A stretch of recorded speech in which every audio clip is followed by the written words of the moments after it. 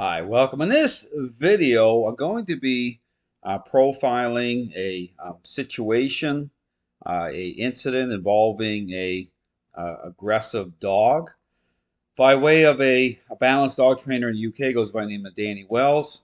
And this situation is really intended to follow up on the one I did by way of Tom Davis. Calls himself America's Canine Educator. I would highly encourage you to watch that video first because there's going to be themes here that are very much the same.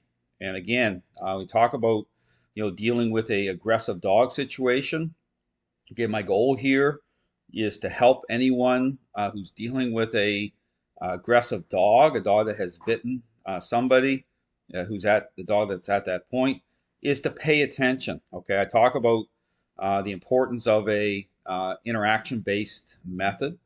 Okay, that takes the path of a intervention, and in which again I talk about those core ingredients, influence and control, are brought into the process at the right level, the right way, by way again of approaching a relationship problem for what it is, a power play. Okay, dogs is in terms of dogs as social animals. Again, I talk about strength and weakness as defined through that relationship by way of nature of how dogs connect with us that way. And as you're going to see here, this whole issue about appearances, about assuming that here the title of the video is progress, how trainers define progress, how they define change within the framework of response, in a very superficial way. I talk about the issues by way of motivating dogs to respond in the middle of a relationship problem, the way these trainers are doing it, using treats typically, using a motivating agent to get a dog to do a sit or a come or a stay, while assuming those responses can be trusted. And again, absent, the core ingredients I talk about, in a way in which is going to, reveal truth, by way of the relationship, by way of, a dog's decision-making process within not just certain moments, but in terms of change, in terms of the overall decision-making process of a dog. So I talk about the building blocks of change, how they're defined that way. Now here in this incident, this is a situation where this trainer has taken this dog in to try to rehab this dog. This dog had already bitten individuals. And so this is a attempt to rehab this dog. Now this situation here, again, you watch the Tom Davis video put out, very similar, in a lot of ways, specific to balanced training, to this idea of things. And so here again, and again, in the situation here, this isn't just about me, trying to get personal here with any of these trainers. Understand this situation here really illustrates what I'm saying. In fact, when this situation was happening, this is way back when I did my original Flipping the Script series, this situation, I had no idea who this situation, this trainer, or anything. This was pointed out to me through a individual that's helping in the UK. Say, hey, you need to check this situation out. It's ongoing, and so to me, it's not just about just marketing myself this way, trying to use situations to elevate myself. The videos I do serve as a great kind of framework or help in terms of really providing clarity as to what a process is. And my goal is to help others. You encounter situations like this is to pay attention. Because here's the thing, never want to see anyone get bitten, period. Injured or hurt, blindsided, all those things are not good, terrible. And this situation, I actually reached out as it was happening, and the offer to help for free was slapped down. So again, just so people understand that at the time, I was like, okay, maybe there's some hope here, but the offer was slapped down. But my goal here is again to help other people who encounter situations involving dogs that have gained a high level of control, is to understand what a process is. So here I'm going to show 3 different videos leading up. This is a situation, again, this dog had turned on this trainer. It doesn't show the video of that. It shows kind of the aftermath. I'm going to play some of that video, but I want to show these videos that lead up to that. Okay, just so people understand. When I talk about, a power play, I talk about the themes I talk about, and not to do certain things. Okay, because you're going to see that here as well. But here, understand the whole framework. Okay, I talk about the framework as to how do trainers jump in. Okay, this is an example of that. How do they define change? How do they engage relationship problem? Well, you can see this trainer here moving around, okay, generating responses via using treats, okay, and here it says progress, okay, versus what I talk about that. You watch my videos with me engaging even dogs that have gained a high level of control, aggressive, okay, totally different. Okay, it's interaction based, okay, so I'm asserting intentional control of the dog. It's not about responses this way at all. Okay, it's about an understanding, and this is one of the very real big challenges. Like, well, how do you motivate? Well, no, the motivator is the relationship. Okay, that's the difference here. You're not motivating responses the way these trainers are doing it. The motivator is at the social level is the relationship, and so then you want to align yourself with, again, speaking the right language. Okay, in terms of intentional control through specific interactions.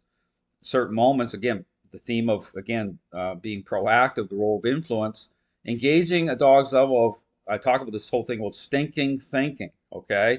So just like, again, talk about the selfish child example, as the child becomes more and more selfish, behavioral issues escalate, okay? So even when I talk about the word behavior, okay, I use that word totally different, okay? I talk about dog's state of mind, expressed state, okay, control manifesting.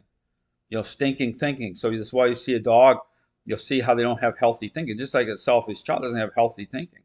So everything becomes like a supply source.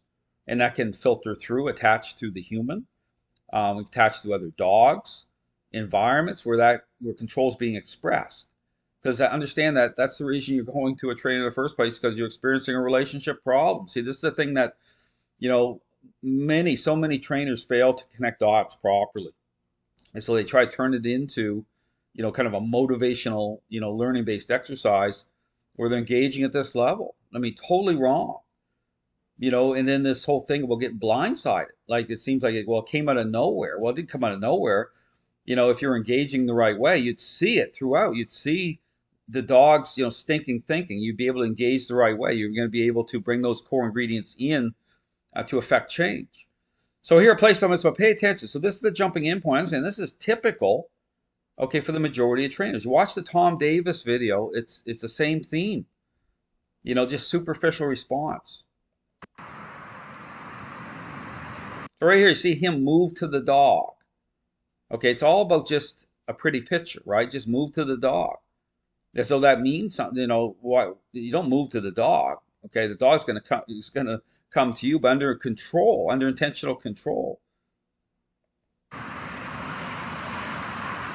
and rewards for this. Okay, and this is one of the big problems in the dog training world. Is like, ask the question. So you're in the middle of a relationship problem.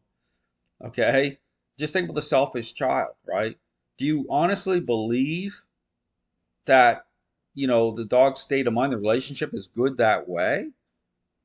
You don't really, because here's the thing, you need to stay totally focused on the theme of not just leadership, okay, but control and influence, okay? That has to be just like, because you have to generate what has to be generated through the relationship, okay? It has to stay at a level of a power play.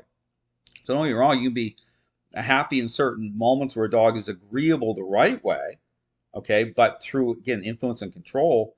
But when you express this, understand that, because what happens is through this whole thing about reward and petting and touch, that becomes empowering to a dog.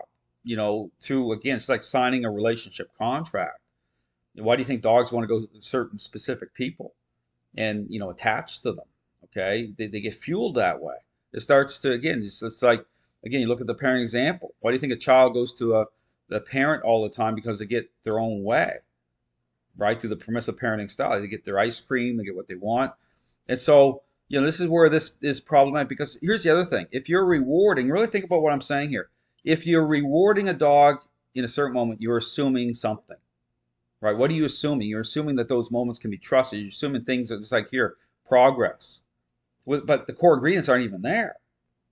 So you're assuming wrongly, right? And then you know for sure the core ingredients aren't going to be part of the process, okay? Because understand that, we are how we think, okay? Understand that, you have to engage the right way. You should not be doing this at all. Any trainer out there. I talk about the dog daddy. Go watch him. Yes, he follows a power play type of a engagement, but you see him start to, pet on the dog at certain moments. That's a problem because how that transfers over to the human, the originator of the relationship. Okay, you have to get them out of that hole, and so that takes on different meaning. Okay, and not just different meaning, but even in that moment, you see a dog will be very agreeable, but the wrong way. It's context. Let's also really understand it's getting the right foundation.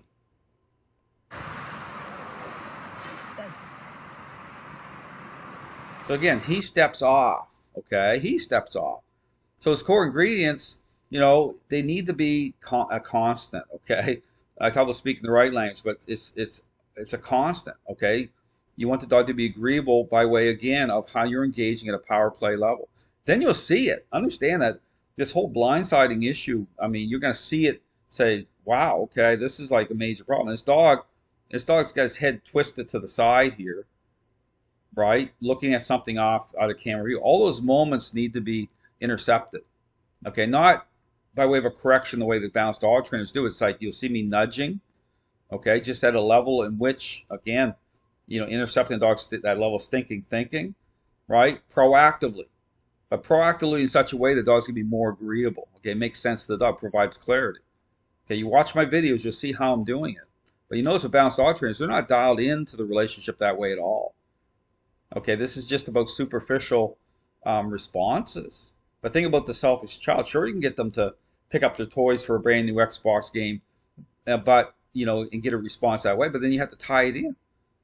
Is it just about that? Well, absolutely not. Especially if you're dealing with a relationship problem. It's about the parenting style, the role of the parent, all the themes I talk about, the type of power play. It's like the parent being in the child's airspace the right way, and the child not liking that. So I talk about challenge. That's really what it is. But it's being able to reconcile, right? Those reactions, and this is what happens to so many trainers is they aren't able to reconcile them. If they start happening, they'll follow a path of bribery to gain agreeableness. Totally wrong. Totally wrong. His dog's head's twisting around. Got the treat out, right? I mean, just think about that. Control manifesting, stinking thinking, got a treat out, elicit, generate a response, and that's good. It's not good, okay? Not especially if you're dealing with a dog that is bitten people, high level control, because you're thinking it's all good, right? But just think about what I'm saying. That's why you get a dog on a leash under intentional control. You'll see them start to challenge that when it lines up. But it's intent too. So it's not just about erratic, interactions, about intent. So, just watch my videos how I'm doing it. So that's going to give you the foundation. Okay, that's going to give you the right information. So you can see change. You be able to assess and change. But here, it's not that at all. So you're just pumping the treats. So this is how, again, balanced dog trainers assess change. That's their framework. Understand? That's their foundation. And that's a real problem. You'll see it more so with dogs, again, gain a high level of control, become aggressive. This is where all the blindsiding starts happening, okay? Where, with dogs or the relationship isn't going to you're going to see it. Okay, so here, again, so this plays in, again, the Tom Davis theme I talked about, where Tom Davis, you see him get redirected on. I watched that video. But here you're going to see, again, Wells with Kane, and he's going to be engaging, okay, in the tug game again. So understand, a dog has gained a high level of control in the relationship, and now you're allowing them to express control, okay, through engaging that way. It's just, no, you don't want to do that, okay? So again, any trainers out there watching my videos, there's a time and place, okay? There's a sequence, okay? You need to what I call fade in first. You need to be perceived the right way first. Okay, those core ingredients need to align, come into a process, maintain the integrity of that until truly you're perceived the right way. Then you can start to extend from that. Okay, then you start to allow the dog to express control, but it's in a conditional state. It filters through the relationship the right way. Okay, and this is where you get the dog to out. So the dog will be agreeable, right? So it's a condition. It's like a traffic light: red, yellow, green, not just green. So this is where all the confusion. You'll see it through trainers who in drive base would say, well, they don't want to, suppress the drive of the dog. Here's certain language that represents confusion. Then you get a problem because then the dog's going to gain control at a high level, and then you're trying to backtrack out of it. Okay, so it's right from the beginning. Understand it's about relationship. Okay, it's about just like parenting. Okay, it is about your personality. It's about the totality of the relationship as well, how you're interacting at all points, but beyond just an idea of things. But here, you see Wells again allowing this dog to express control this way. That's a bad idea.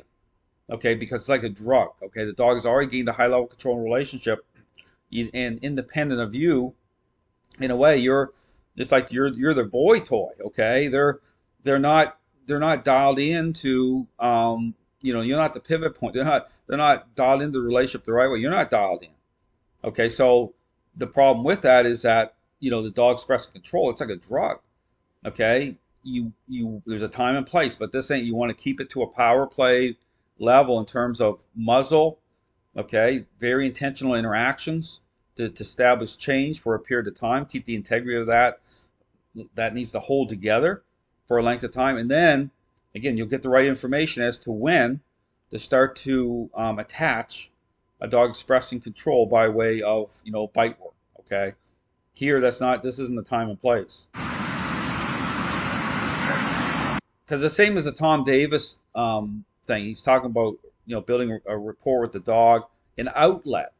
Okay, be very careful when you think that way, because it's not just about the energy of the dog, drive the dog, it's about the relationship. Okay, just like a selfish child, you can say the same thing. Well, child's really selfish. The way forward is to give them an outlet. But absent defining your role through that, okay, the right way, it's the selfishness is going to be expressed. Doesn't mean it's going to make the relationship any better. Okay, understand? It's all the same. It's all the same stuff. You have to understand how that's defined in and through the relationship. Your role is absolutely critical. But this is why, again, allowing a dog to express this like this, it can set up a really terrible situation, because that dog, nothing's reversing anything. Okay, nothing is getting you to fade in. Okay, it comes through, again, a intentional interaction based method.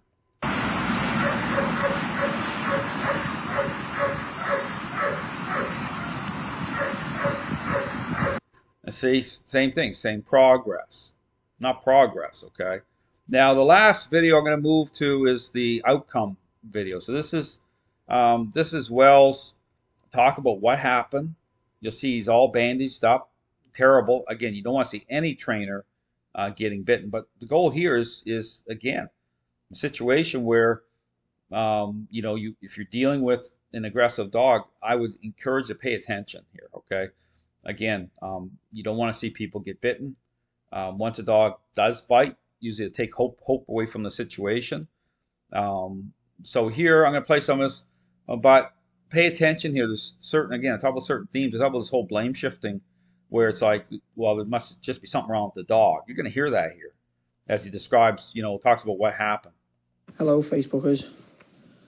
Bear with me. I'm trying to manage this phone on gammy hands. Give me a second. I might have to just balance it there. See, I'm a bit messed up. Wait for a few to start viewing. So again, he put this whole situation. These are public videos. He put these all on his Facebook page. Okay, but again, pay attention here as he talks through some of this stuff. First off, thanks very much everyone for your support, your well wishes. Obviously, there's the few idiots. Hi, Susie.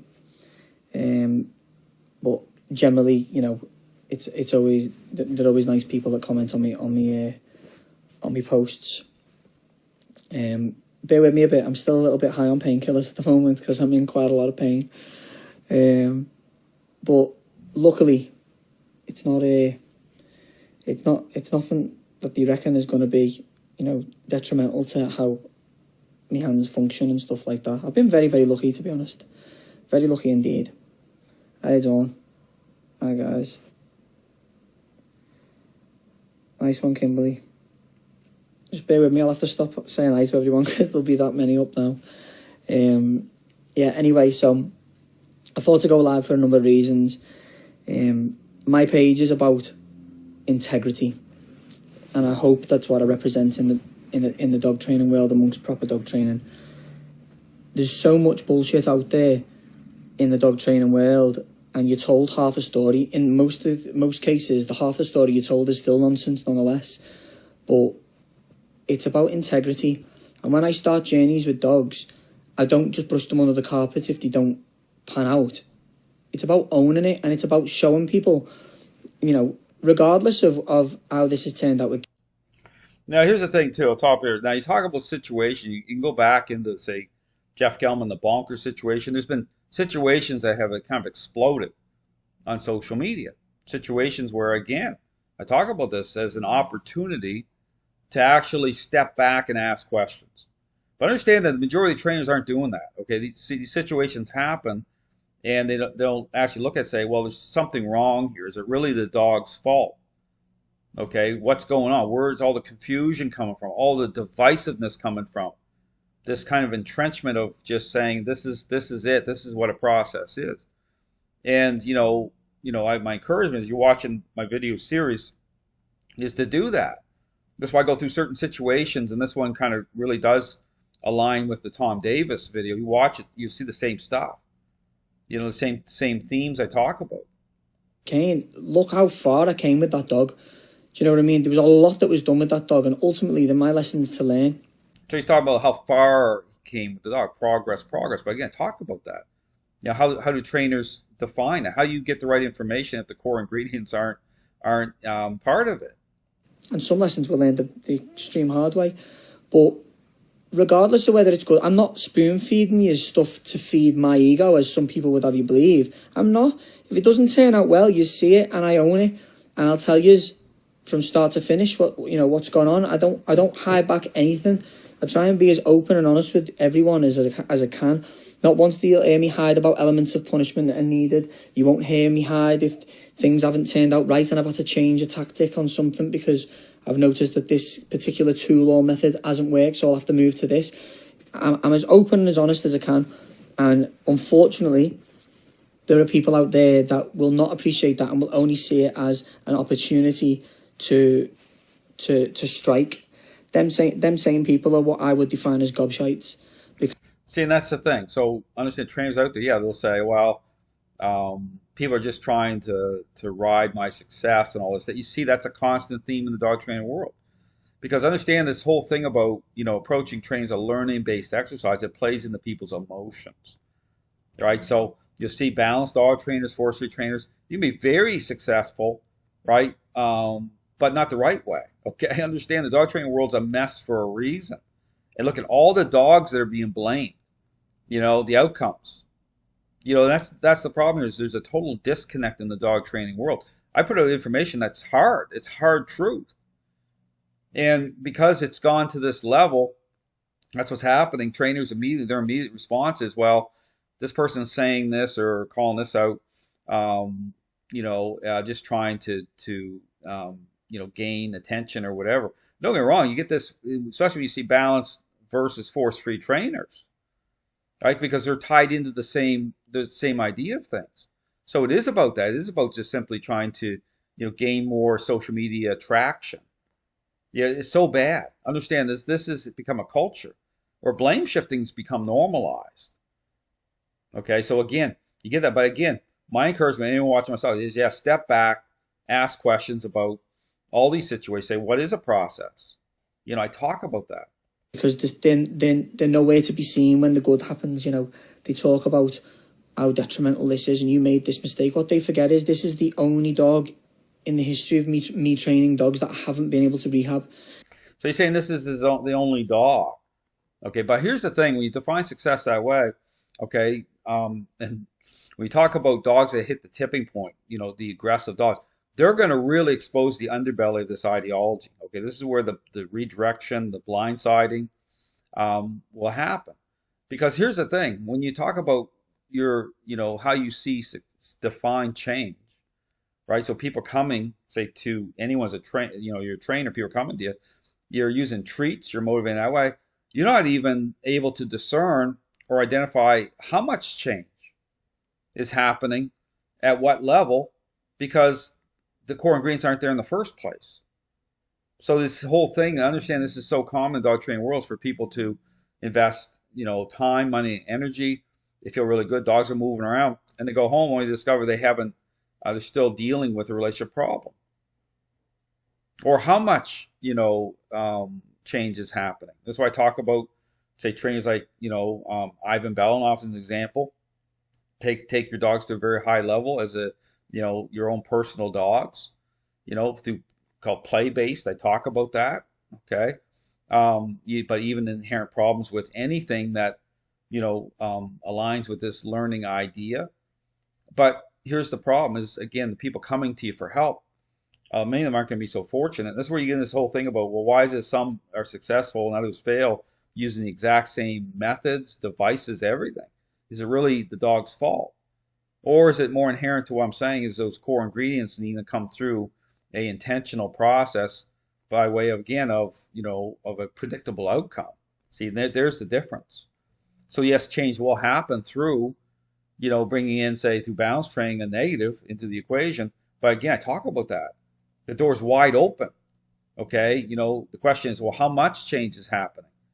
Because the whole focus here is just on response this way. And see, that's the problem. It's like the parenting example. I ask the question, when is the truth revealed about how selfish the child is? Well, when the interplay between a parent to bring that child under a demand, pick up your toys because you're the parent, versus pick up your toys and here's a brand new Xbox game.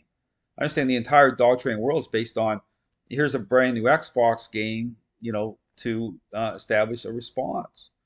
But a total disconnect by way of, again, those core ingredients I talk about, but the role of, just like the role of the parent to establish a certain parental influence, right? In those themes by way, again, I talk about the authoritative parenting style, which the system of training represents. But again, the same problem here.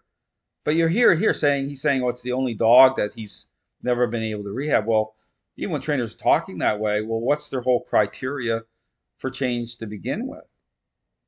Does that even hold up to say that balanced dog training is the way to go? Absolutely not. Okay. I talk about all the inherent everything happening in the dog training world. It's a hard pill to swallow, having to say now, okay, there's a type of dog out there that I can't help is not a nice feeling as a dog trainer. It's really not. I know it. It sounds like common sense. I do know it. But until you've felt that and you feel like you've failed a dog, there's no greater pain than it. I don't do a job. I do a vocation. I love what I do. I love dogs. I love training dogs, and I love making people and dogs happier. And for the penny to drop now that not every dog can be saved, even though I knew this and I've heard it from other experienced trainers. So again, talk about not every dog can be saved. That's why you go on balanced dog trainers.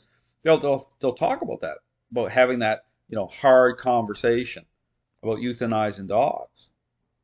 But on the basis of what exactly? I mean, think about what I'm saying. How's change defined? I've never personally come across about it. That's not me giving it Billy Big Bollocks. I can train every dog. That's just I've had a lot of dangerous dogs. That's kind of what I'm known for, and I've never not been able to fix them. So with Kane, yeah, I improved that dog drastically. Probably a lot more improvements to come, but ultimately the dog wasn't wired right. Right there. I'll stop it here. The dog wasn't wired right. Okay, there it is. But what I would encourage you to think about, no, this whole process isn't wired right, okay, from the beginning. The jumping in point, what defines a process? Is it really a learning-based exercise? Absolutely not. Should you be motivating dogs, any trainer, using treats when dogs are already holding control in the relationship? No, because you're assuming that those responses can be trusted. But the question is, what's the criteria to even establish perceptions of changing without the core ingredients?